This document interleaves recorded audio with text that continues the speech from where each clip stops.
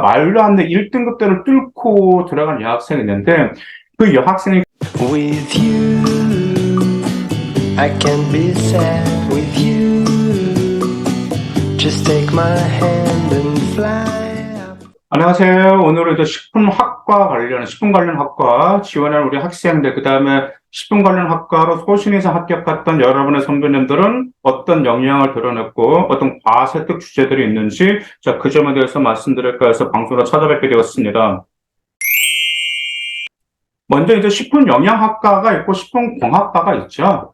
식품영양학과, 식품공학과 차이가 뭐가 있을까요? 식품영양학과는 건강한 식품을 공급을 해서 국민 보건 향상에 기여할 수 있는 전문 기술인을 양성하는 것이 목표이지만, 식품공학과는 다양한 식품 개발에 필요한 학문을 중심으로 식품 저장, 유통, 마케팅, 식품과 관련된 폭넓은 학문과 기술에 대한 교육이 바로 식품공학과입니다. 일단 식품 관련 학과 지원한 학생들의 좀 드러난 키워드들이 좀 이런 점들이 좀 있었습니다. 소신에서 합격한 학생들 키워드가.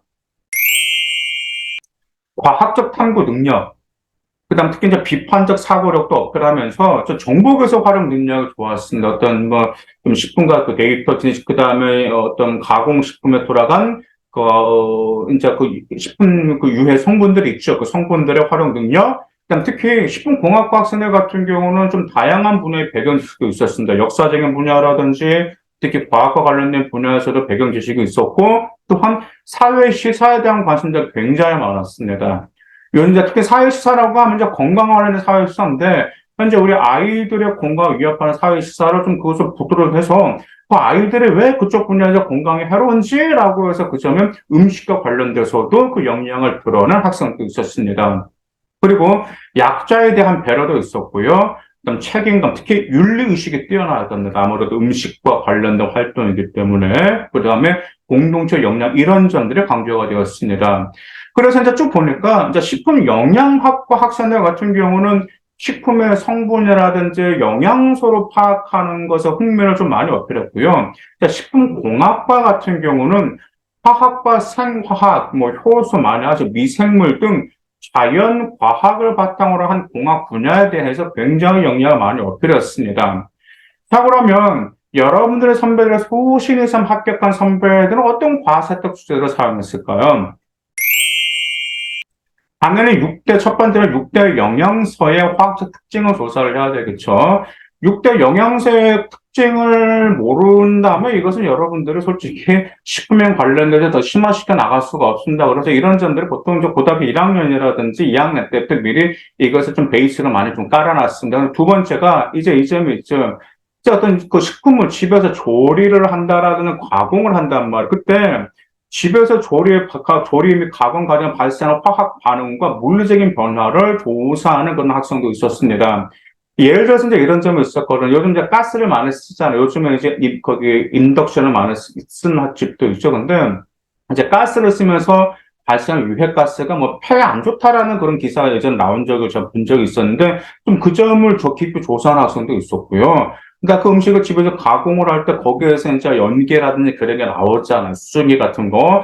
그런 음식 가공에서 음식을 조리하면서 발생하는 그 연기, 이 점에 관련돼서 그것이 신체 어떤 영향을 미치는지, 이 점에 관련돼서 좀 깊이 조사해서 여기에 대한 예방법이 무엇인지를 깊이 파고든 학생도 있었습니다. 세 번째로, 미생물의 생리라든지 유전, 분류, 재반 특성에 대해서 조사한 학생이 있었습니다. 미생물은 절대로 빠져서는 안 되겠죠. 왜냐하면 우리 당연히 식품 관련 학과 학생들에서 발효가 절대 빠지지가 않잖아요.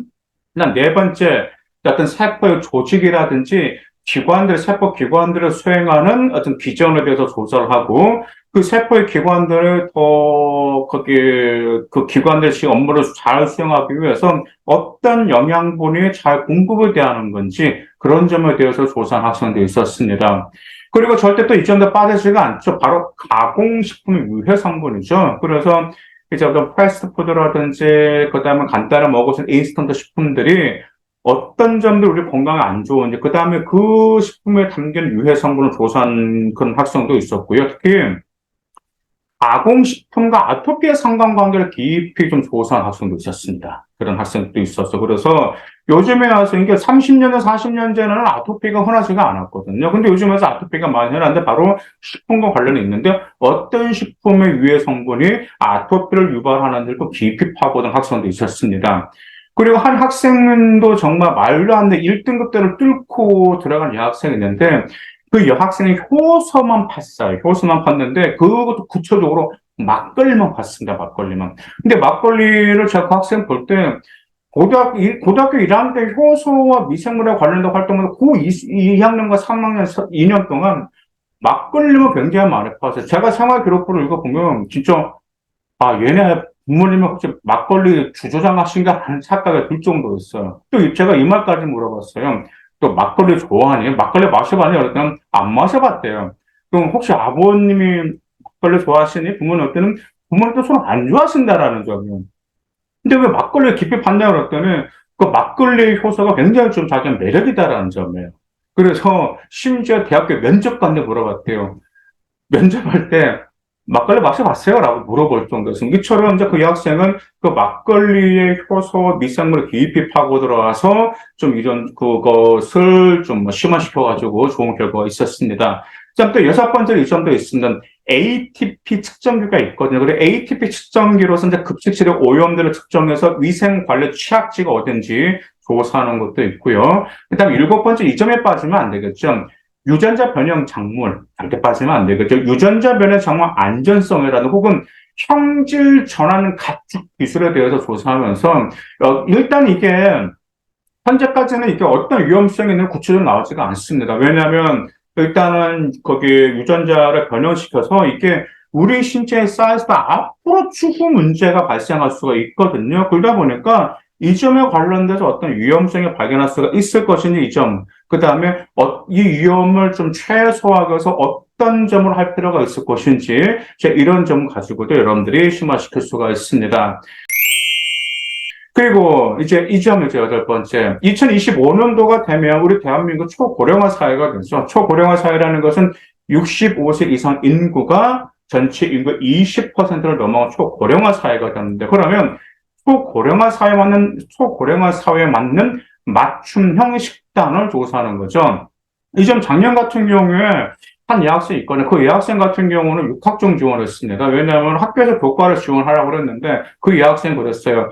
아니, 자기가 교과를 지원해도 합격해도 안 갈 건데 왜 내가 지원해야 되냐고. 그러더니 과감 육학종을 지원했는데, 4개, 4관을 달성했습니다. 근데 그 여학생 때 식품문제공학과를 지원했거든요. 근데 그 여학생 3학년 때 2025년 초고령화 사회에 맞는 그 음식과 함께 그때 당시 치매가 또 심각한 문제가 대두가 되거나 그래서 치매를 예방할 수 있는 음식에 맞춘 식단은 무엇인지를 깊이 파고들어 좋은 결과를 가져는 학생도 있습니다. 그리고 또 아홉 번째 다이어트 식품들입니다. 지금 다이어트 식품이 너무 많아요. 근데 문제는 다이어트 식품들에 대한 성분을 비교 분석까지 심화시킨 학생들도 있었습니다.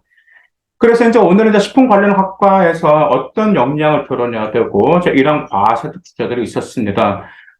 종종 이런 학생들이 있습니다. 이제 고등학교 1학년 때 내신을 딱 보니까, 본인이 희망하는 학과를 인솔하기가 힘들어. 그러다 보니까 식품 관련 학과로 2학년 때부터 구체화시키면서 학계를 올리는 그런 전략으로 활용하는 여학생들이 많이 있습니다. 지금 현재 그런 학생들도 좀 많이 이제 컨설팅 받고 있는데, 그럴 때 단지 여러분들이, 내신이 안 되기 때문에 이 학과를 지원했구나라고 하는 것을 절대 인상을 주면 안 됩니다. 이처럼 계속 여러분들 역량과 그 다음에 이런 과학적 취재들로 인해서 여러분들이 그 심화 역량을 최대한 업그레이드 한다면 소신 이상 합격할 수 있습니다. 감사합니다.